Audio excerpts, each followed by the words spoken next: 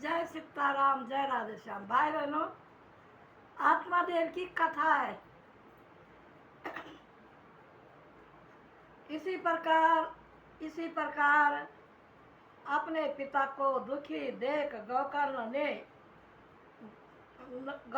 अपने पिता को यह शिक्षा दे कि ये पिताजी, इस संसार में ये संसार दुखों का सागर ये संसार दुखों का सागर है। इसे सिवाय दुख और कोई सुख नहीं है। इस संसार के चक्कर में पड़कर आज तक किसी ने सुख नहीं पाया। सो आप इस संसारी माया मोह को छोड़कर वन में जाकर भगवान का भजन करो, जिससे आपको सुख और मोक्ष मिले। क्योंकि संसार की माया के चक्कर में फंसकर प्राणी अवश्य नरक भोगती है। इस प्रकार गोकर्ण की बात सुन वह ब्राह्मण को ज्ञान हो गया और उसी समय घर को छोड़कर वन को प्रस्थान किया, जहाँ परमेश्वर का भजन करने लगा और कुछ समय के बाद अपना शरीर त्याग कर मोक्ष को प्राप्त हो गए। सुत जी कहने लगे सुत जी ने सौनकादिक ऋषिश्वरों को बताए इस आत्मदेव ब्राह्मण के वन में चले जाने के बाद धुंधकारी अपनी माता को पीटने लगा। सो कुछ दिन तो उसकी माता द्रव्य देने का बहाना करती रही, परंतु अंत में उसने सोच लिया कि बिना द्रव्य दिया जो रोज पीटना पड़ेगा, किंतु आवश्यक में उसके पास कुछ द्रव्य नहीं था। यह विचार कर दिन रात वह किसी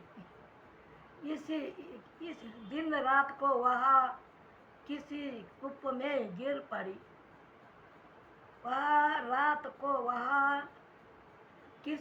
में गिर पड़ी। ठंडी हो गई। तदंतर अपने भाई के इस कुकर्म से तंग आकर गोकर्ण भी वहाँ से तीर्थ यात्रा को चल दिया।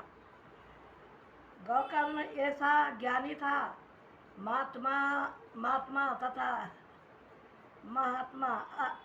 महात्माओं का सदा सेवा करता था, संतोष धारण करता था। गोकर्ण ऐसा ज्ञानी था, महात्मा तथा किसी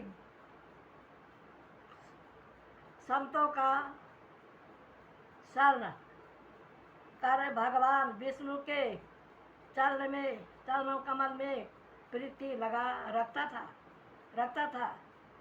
मित्र तथा शत्रु को ही एक समान समझता था। गोकर्ण के घर से चले जाने के बाद धुंधकारी स्वतंत्र हो गया। नित्य प्रति चोरी ठगी कुकर्म करके धन इकट्ठा कर वैश्यों को देने लगा। वह एक दिन का वृत्तांत की वह चोरी कर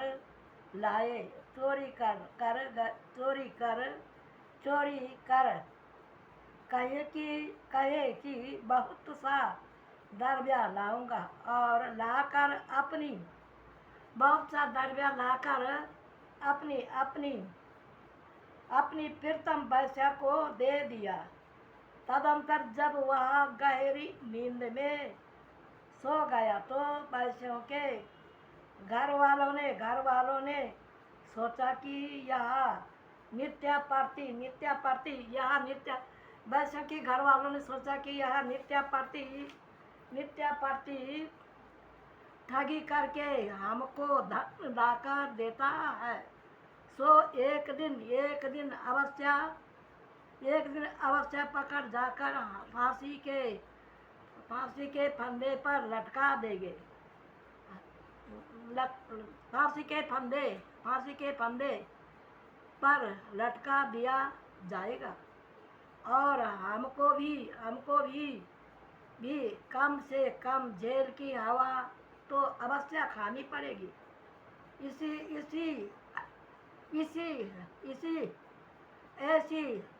इसको अभी से क्यों ना मौत की घाट उतार दिया जाए।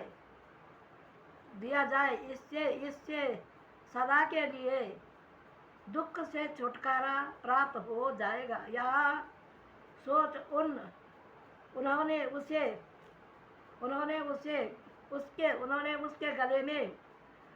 उसके गले में रस्सी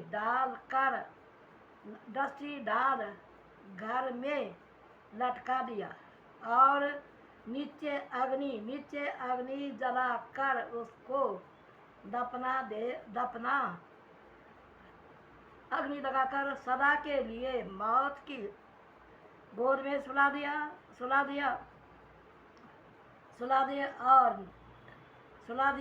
एवं लोगों में उसका विदेश जाने का दिखावा कर दिया। अर्थात ठीक कहा है कि ये दुआ ठीक कहा कि वैश्या से दुआ लिखा है। वैश्यों से करे प्रीति सुख चाहत होए सुख वैश्यों से प्रीति पूरी सुख चाहता होए नाश तन धन मान गवावे नष्ट करे परलोक। वाणी अमृत रूप का ले धन हजार वाणी अमृत रूप का ले धन इंतजार जीत वैश्या का संसार में देखे किसने प्रीत बिना दरब्या के प्रीति ना वैश्या। सुनो यार, जब पैसा ना पाए देते जूतों की मार। जय सीताराम, जय राधे श्याम। है ये है धूल कार्य का कहना। भाई बहनों, मेरा कहने का मतलब है कि ज्ञान की बात सुनना हम बड़ी मुश्किल से तो हम इंसान में आए हैं और गीता का श्लोक जरूर पढ़ना, मेरा कहना जरूर मानना।